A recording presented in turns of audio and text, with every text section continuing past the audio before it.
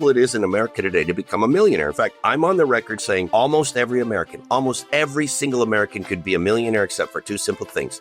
Number one, they spend way too much money on their cars. And number two, they get divorced. So the moral of the story, drive a used car and stick with your first spouse. Now, I say that a little tongue-in-cheek, but if you saw how much people are paying in car payments, it's unbelievable. I just added my new slide to my presentation, and it says, turn your car payment into $1 million.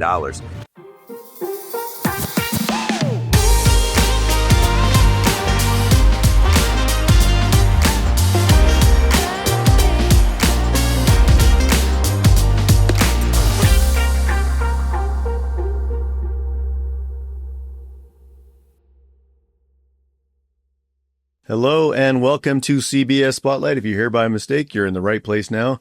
I am Eric Alvarado, along with my co-host, Mr. Ted Hikes, and we are your friendly guides through this world of insurance and wealth management. And today we are joined by Mr. Tom Hegna, founder and CEO of TomHegna.com. He's an economist, an author, and retirement expert. Tom, welcome. Hey, thanks, Eric and Ted. Great to be with you today. Ted, how about you get us started with question number one? All right, Tom, you're first of all, thanks for being here. We appreciate the opportunity to talk to you today. Your PBS special, Don't Worry, Retire Happy, has reached millions of viewers. What do you think is the most common misconception when it comes to retirement planning? Well, I think a lot of people think retirement's about a number. Should I have $1 million, $2 million, $3 million? It's really not about a number. The key to having a successful retirement really depends on two things. Number one, you want to have increasing income for the rest of your life. And number two, you want to manage the risks. What if the market crashes? What if they raise your taxes? What if inflation continues? What if you need long-term care? What if you die? You got to manage all of those risks and then have increasing income because inflation is something that isn't going to go away. So, Tom, with all your experience and your time in the industry, I think it's about 30 years or so or more probably, what is the biggest change that you've seen in how people approach retirement planning? Well, I think now people have been introduced to the research. For years, people just thought it was about the stock market or about real estate or about all these other things. And it's much more complicated than that. It's really about, at least covering your basic living expenses in retirement with guaranteed lifetime income. But then you've got to also invest some money to protect yourself against inflation. And then you've got to have a plan to handle all those risks that I talked about, inflation, market risk, withdrawal rate risk. You can take out too much money, you'll eventually run out. Sequence of returns risk is a huge risk that people don't understand because their whole life they've been dollar cost averaging, but in retirement it turns into dollar cost ravaging. And so you've got to, and then long-term care, people forget about that. That's the number one risk in retirement that can wipe out their entire life's work. So it's really about risk management and income. That's what retirement's all about. Love that answer, Tom. You often emphasize the retirement risks can be mitigated through insurance products specifically. Can you explain kind of why these are so crucial and how they can help people secure their future and mitigate some of those risks in retirement? Yeah, well, there's several insurance products that should be part of a retirement. First of all, annuities need to play a part. All right. And income annuities specifically, because, all the research of the leading PhDs around the world, and I can quote hundreds of PhDs around the world, that you should cover your basic living expenses with guaranteed lifetime income. But you also need to have a plan for long-term care. And whether you use long-term care insurance, you use life insurance with a long-term care rider, or an annuity with a long-term care rider, I say any plan is better than no plan, but you got to have a plan because that's the one thing that can wipe you out. And then life insurance is the best way to leave money to children or charities. I always tell people, don't leave your kids any money. You're supposed to spend your money. Leave them life insurance because you can do that for pennies on the dollar. And I use me as an example. We got 4 kids. And one day we're sitting around, my wife said, how much we leave the kids? My wife said, I don't know. What do you think? I said, well, if we bought a $1 million second to die life insurance policy, name the 4 kids beneficiary. When we're both gone, they're going to get $1 million tax-free. That's $250,000 a piece tax-free, plus whatever's left over. I said, let's start there. So we did that. And that $1 million policy cost us $150,000. So think about that. For 15 cents on the dollar, we get to transfer $1 million tax-free to our kids. But here's the best part. Who gets to spend the other $850,000? We do. So don't leave your kids money. Don't leave charity money. Leave them life insurance because you can leave them more or you can leave it for less. Right. Yeah, that's great strategy. Yeah, that's great. We see, Love the math. we talk to a lot of advisors these days who it's almost over saving, right? They're so focused on the end goal and making sure that their clients don't run out of money that they end up not spending and enjoying all of that money they have. And there's this big bucket left over when, like, to your point, life insurance can fill that void very easily for pennies on the dollar. Love that, Tom. Brilliant. Why not enjoy your money while you got it, right? So, or while you're alive. Your approach seems to be based heavily on mathematics and science, not just opinions. How does your approach really of breaking down these concepts to individuals and financial advisors who may not be as familiar with the numbers behind retirement? Yeah, well, look, I use the research of the PhDs around the world who've studied it. People like Dr. David Babel of Wharton, Dr. Moshe Milevsky of Toronto, Dr. Menachem Yari of Israel, Dr. Michael Finke, Dr. Wade Pfau of the American College, Nobel Prize recipients, Dr. William Sharp, Dr. Robert C. Merton. Anybody can read their writings, and they're clear. You need to have guaranteed lifetime income into your portfolio. BlackRock doesn't sell any annuities, but BlackRock says you should have annuities in your portfolio, that your portfolio will do better. In fact, there's 3 reasons why you should put an annuity in your retirement portfolio. Number 1, it will improve portfolio performance. All right. That's a fact, not an opinion. I got all the research to back it up. Number 2, you're likely to be happier. The Wall Street Journal says the secret to a happier retirement is friends, neighbors, and a fixed annuity. Time Magazine found in Great Britain, lifetime income, key to retirement happiness.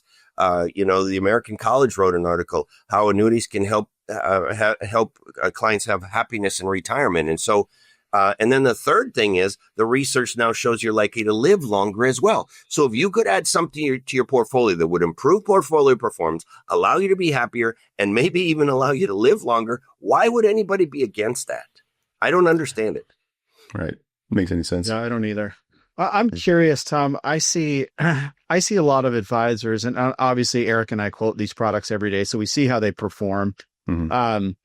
I see advisors, once they really start to understand this part and the guaranteed income that these annuities can offer, there's almost they take a deep breath. Like this is taking some of the pressure off me in terms of, we've got this whole list of goals. We're trying to achieve all these goals for our clients.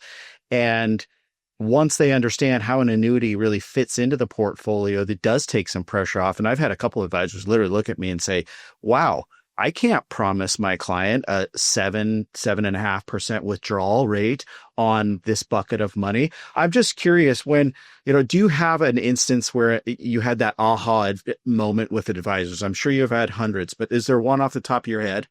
Well, I think it all comes down to the mortality credits. It's when people discover the mortality credits. That's a extra amount paid in the annuity that you don't get from stocks or bonds or real estate or crypto. And what the research shows is if you set up a retirement portfolio and you don't have any of these mortality credits coming in, that is a suboptimal portfolio. That means it's less than what it could or what it should be. And so when advisors figure out the secret sauce of the annuity, which is the mortality credits, you can't make synthetic mortality credits. You can't use stocks and bonds to simulate mortality credits. And so, right. And nobody's saying person should put all their money in annuities. That's not what the research shows. The research shows between 20 and 40%. I'm probably going to be closer to the 40%. All right. Ernst & Young, they don't sell any annuities. They're an accounting firm, but they have really smart people, and they use these smart people in AI, and they try to determine what is the perfect retirement portfolio. Do you know what they came up with? 30% whole life insurance, 30% income annuity, 40% investment. I'm not making it up. It's right there. You can Google Ernst & Young life insurance annuities. They don't sell annuities. BlackRock doesn't sell annuities, but they all know that you should have it. And then Dr. Roger Ibbotson did a whole white paper where he compared fixed indexed annuities to bonds. And he found that fixed indexed annuities have outperformed bonds for the last 40 years and are likely to do so for the next 40 years. So even if the client just moved their bond portfolio to the annuity, they're going to be much happier and their portfolio will perform better. Tom, how do you advise clients who are hesitant to use insurance products for their retirement planning? And what's the first step to getting them comfortable with the idea? Well, I just go back to the research. I'm not making this stuff up. I don't sell annuities. I don't sell life insurance. I don't sell long-term care insurance, but I own all of them. I'm not just talking the talk. I'm walking the walk. I'm 70% retired. I have a long-term care insurance policy. My life insurance premium was $226,000 a year for 12 years. I did a 12 pay. All right. So I'm serious about moving money to cash value life insurance to shelter me from taxes. I own 13 annuities. And when people just do the research, just read what all the research shows. I mean, I got page after page after page of proof that if you don't use an annuity in retirement, you have a suboptimal portfolio. Now, the big knock against annuities supposedly is that the fees are too high. Well, the truth is most annuities are not even fee products. A single premium immediate annuity is not a fee product. A deferred income annuity is not a fee product. A fixed annuity, a multi-year guarantee annuity, not a fee product. A base fixed index annuity, not a fee product. Most RILAs are not fee products. There's only two types of annuities that even have fees: variable annuities and some optional riders.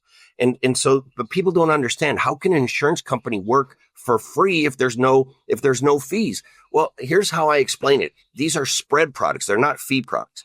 So if you go down to the bank and you buy a CD, does the bank charge you a fee? Nope. Are they working for free? Nope. They pay you 4%. They lend the money out to your neighbor's kid at 9% interest on their car payment, and they get the spread. If an insurance company guarantees you 5% a year for 5 years, if they don't make more than that, they're going to lose money. There's no fee. They're not drawing any fee income from most annuities. All right.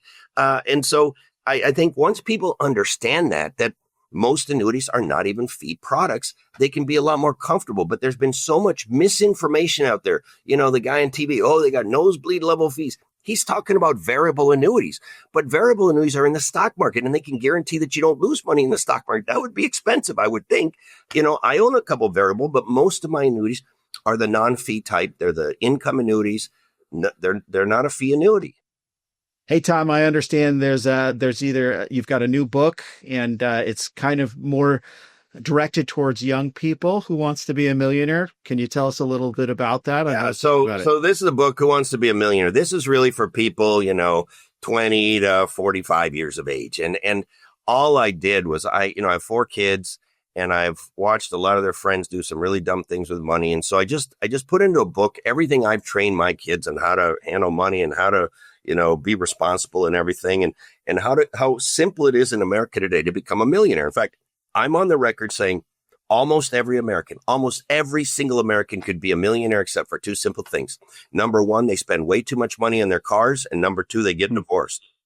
So the moral of the story, drive a used car and stick with your first spouse. Now, I say that a little tongue in cheek, but if you saw how much people are paying in car payments, it's unbelievable. And so I just added my new slide to my presentation, and it says, turn your car payment into $1 million. And I just show a $250 car payment, a $500 car payment, and a $1,000 car payment. If that was invested at 7% interest to help you instead of to hurt you, every one of those car payments would result in $1 million. And that the $1,000 a month would result in 5.4 million. And there are couples out there where both the husband and the wife have $1,000 a month car payments. Do you honestly think they know they're driving their $10.8 million retirement down the road? No. And it's just stupid. And so the most important thing, okay, yes, you want to make more money. Yes, you want to control your spending. But the most important thing is you want to put the majority of your money into appreciating assets, things that go up. Most people do the exact opposite. They buy cars and boats and RVs and jet skis. And even worse, they finance them. They put on a credit card or they do a car payment. So now they're paying interest on things that are going down in value. You will never get wealthy in America if you're consistently paying interest on things that go down in value. You want to put the majority of your money into things that go up in value. And if people would just think about it, you're 30 years from now, you're not even going to know what car you drove. It's not going to matter. And I tell people, stop trying to look wealthy and focus on becoming wealthy, because I believe, here's another thing. I found that 30 and 40-year-olds give up too soon. They say, I'm not going to make it. I'm not rich. I'm never going to get rich. Screw it. I'm going to buy the RV. Screw it. I'm going to buy the boat. Screw it. I'm going to buy the new truck. And so what I would do is, there's this thing called the rule of 72. That's how fast money doubles. You divide whatever your interest rate is into the number 72. It tells you how many years your money takes to double. So if you get 1% interest, it takes you 72 years to double your money. If you get 12%, it only takes you 6 years to double your money. I would use 7.2%. Because that's a fair rate of return and your money would double every decade. So let's say I'm sitting down with a 30-year-old couple They're frustrated. They've saved 150,000. I mean, they got money, but they just don't think they're getting there. And I say, no, here's how it works. You got 150,000 in your 30s. That's going to be 300,000 in your 40s, 600,000 in your 50s, 1.2 million in your 60s, 2.4 million in your 70s, 4.8 million in your 80s, 9.6 million in your 90s. That's just that much. You're going to be saving and investing. You should have many, many, many millions of dollars, but people give up too soon. You're not going to be rich in your 30s and 40s. I wasn't in. No, but nobody is except, 1 out of 1,000,000 people. All right. But you will become wealthy in your 60s, 70s, and 80s if you do the work in your 20s, 30s, and 40s. And that's kind of what the book is about, showing people how, yes, they can become a millionaire. It's very simple, but you got to stay disciplined. And it's what you do in your 20s, 30s, and 40s that allows you to become a multimillionaire in your 60s and 70s. Very true. Sold me. I'm going to get one for my kids because my oldest is 22. He's about to get out of college. Where can we get this book? So I'm on Amazon, but you can also, if you go to tomhegna.com, I pay for the shipping on that book at tomhegna.com. Amazon, I don't pay for the shipping, but either one, I'm pretty easy to find, tomhegna.com. All right. I'm heading there after we get done here. Tom, I got to get that book for sure. My kids need that kind of education, so I appreciate that. Hey, for financial advisors listening who want to increase their impact, what's the number one thing that they should focus on when it comes to client relationships? Well, look, I think that advisors have to invest in their own education more. I always encourage advisors to become a master of their profession. But it takes 10,000 hours to become a master. I've done this for over 10,000 hours, and I just see too many advisors not putting in the time to study, to read, to learn. I was talking about how to handle objections. I'm down here in Florida doing a meeting for Libra, and I went over handling objections yesterday. And I said the number one best way to handle objections is to know your stuff. You got to know your products inside and out. What's guaranteed? What's not guaranteed? How does that index work? How does that index work? How does that cap work? How does that reset work? You got to know that. And if you don't know it, spend time with the product wholesalers that come in your office, spend time with them, but become an expert. When I went over to New York Life as an annuity wholesaler, I asked them to send me every single booklet, brochure, prospectus, statement of additional. They sent me a big, huge box. And I went through every one of those documents with a yellow highlighter. And what's this? Why is this? This doesn't match up here. What does this mean over here? I don't understand this. Can you explain this to me? Because if I'm going to represent something, I got to know it. I don't just need to know it up here. I need to know it down here. And I think too many agents don't know things down here. And you do that through repetition. You do that through reading and studying and watching. I've got Tom Hegna on demand where I can get them smart fast.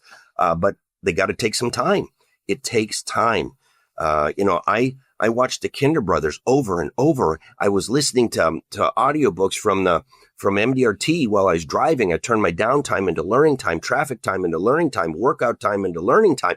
You got to do stuff like that because you can get smart fast or you can get smart slow. But I'd encourage you to get smart fast and use resources of people who are more knowledgeable than you. That's what I did. I mean, I learned from Joe Jordan. I learned from the Kinder Brothers. I learned from Ted Kilkuski. I wouldn't be here without those guys. Okay. You got to know your stuff.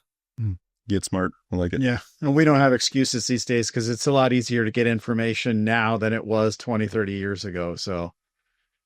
Hey, Tom, this is great stuff. Thank you so much for the time and thanks so much for your insight and education. We'll definitely reach out to get that book from you and we appreciate it. Any final comments? Look, I appreciate you taking the time to have me. I'm heading to New York right now. I'm going to film like 10 segments for CNBC. Yep. So if any of your listeners ever want to be on CNBC or Fox Business, I can probably help them do that.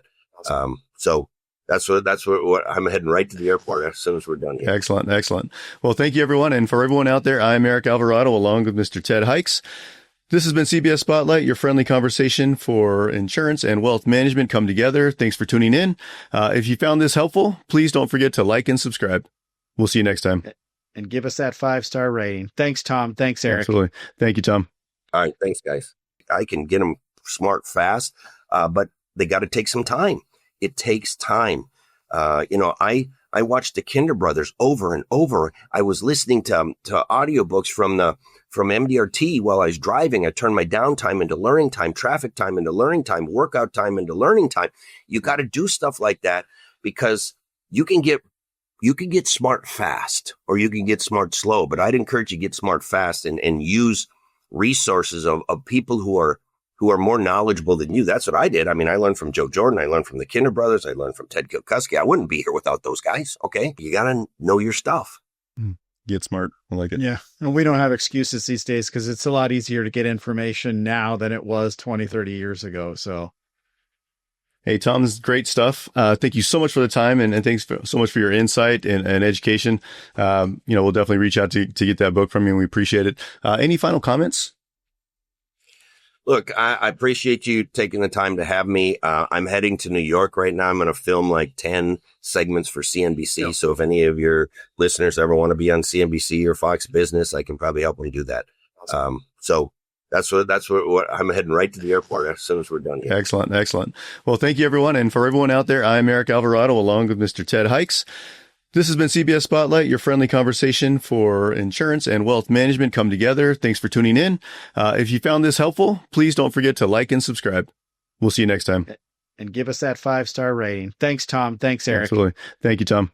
All right. Thanks, guys.